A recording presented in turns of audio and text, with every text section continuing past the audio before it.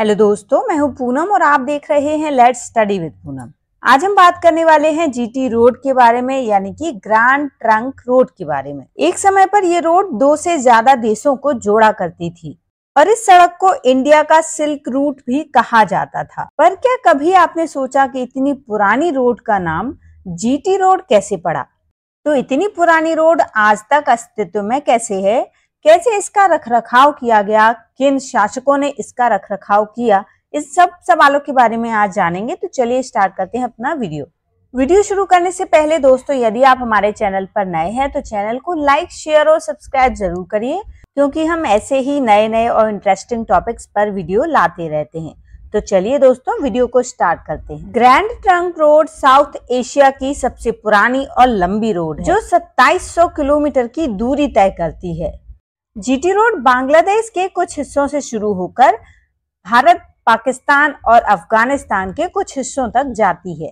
लेकिन क्या आपको मालूम है, इस सड़क की निशानी हमें एंशिएंट एरा में भी मिलती है।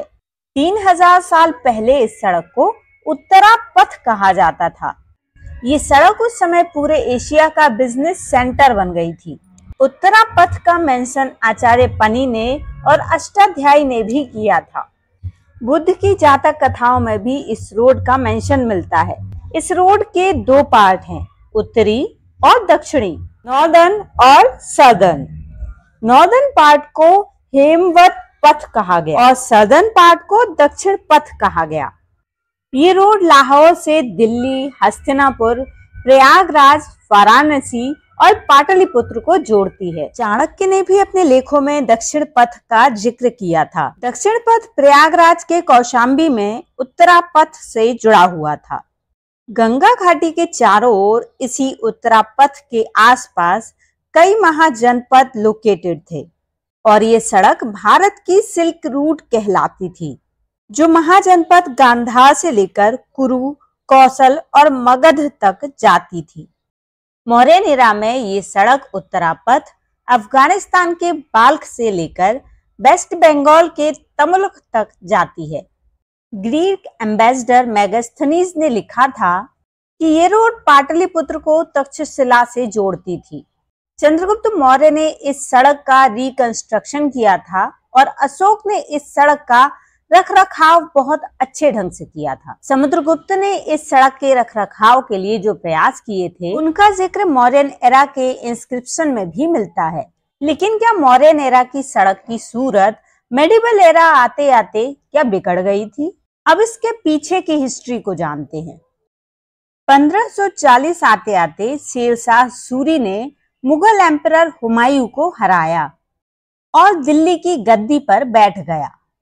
उसने अपने एम्पायर को बलूचिस्तान से ढाका तक एक्सटेंड किया। शेरशाह ने बिजनेस को बहुत इंपॉर्टेंस दी, इसलिए उसने अच्छी बिजनेस फैसिलिटीज को अवेलेबल करवाने के लिए इस सड़क को रिकंस्ट्रक्ट कराया। बिजनेसमैन और ट्रेवलर्स की फैसिलिटीज के लिए पेशावर से बंगाल जाने वाली इस सड़क के किनारे वेल्स, गेस्ट हाउसेस और पोस्ट ऑफिसेस बनवाए। इस सड़क को इस जमाने में सड़क के शेरशाह के नाम से जाना जाता था। लेकिन क्या मुगलों ने सड़क के शेरशाह का नाम बदल दिया था? शेरशाह सूरी की मौत के बाद मुगल एम्परर हुमायूं ने फिर से दिल्ली पर कब्जा किया और मुगलों ने इस सड़क का नाम बदलकर बादशाही सड़क नाम रखा। अकबर और जहांगीर ने इस सड़क को अपने अपने शासनकाल में और खूबसूरत बनाया। सड़क के किनारे कई गार्डन्स और मॉन्यूमेंट्स बनवाए। शाही सड़क के आसपास लोगों को घर बनाने के लिए मोटिवेट किया गया। मुगलों के लिए ये सड़क बिजनेस और वॉर में काफी इंपॉर्टेंट रही। हिंदुस्तान में ब्रिटिश बिजनेसमैन बनकर आए और ब्रिटिश गवर्नमेंट के लिए बादशाही सड़क बहुत बड़ा ट्रेड रूट साबित हुई। इस सड़क का इस्तेमाल करके अंग्रेजों ने कपड़े, प्रेशियस स्टोन और कई सारी चीजों का बिजनेस किया। उन्होंने ही सड़क को नाम दिया grand trunk road. Famous writer Rudyard Kipling ने इस सड़क को जीवन की नदी नाम से संबोधित किया। आज के समय में क्या आपको मालूम है कि ये सड़क कहाँ से शुरू होती है और किन किन शहरों से होकर गुजरती है? आज के समय में ये रोड पाकिस्तान के पेशावर के खैबर पास से होकर तक्षशिला की सब सिटीज तक जाती है। वहां से ये रोड लाहौर, उसके बाद बाघा बॉर्डर से होते हुए भारत में एंटर करती है। फिर वहां से पंजाब से होते हुए दिल्ली में एंटर करती है और उसके बाद 2500 किलोमीटर का सफर तय करके वेस्ट बंगाल में खत्म होती है। लेकिन आज के इंडिया में क्या इस सड़क का दोबारा कोई नामकरण हुआ है? आइए पता करते हैं। आज भी जीटी रोड मॉडर्न इंडिया में स्टेट और नेशनल हाईवे के रूप में पॉपुलर है, लेकिन अब इन स्टेट हाईवे की कंट्री के अलग अलग पार्ट में नंबरिंग कर दी गई है।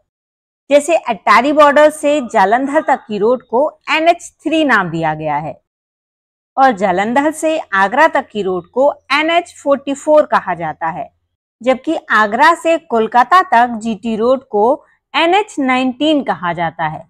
लेकिन इस सड़क का पुराना नाम जीटी रोड आज भी काफी पॉपुलर है।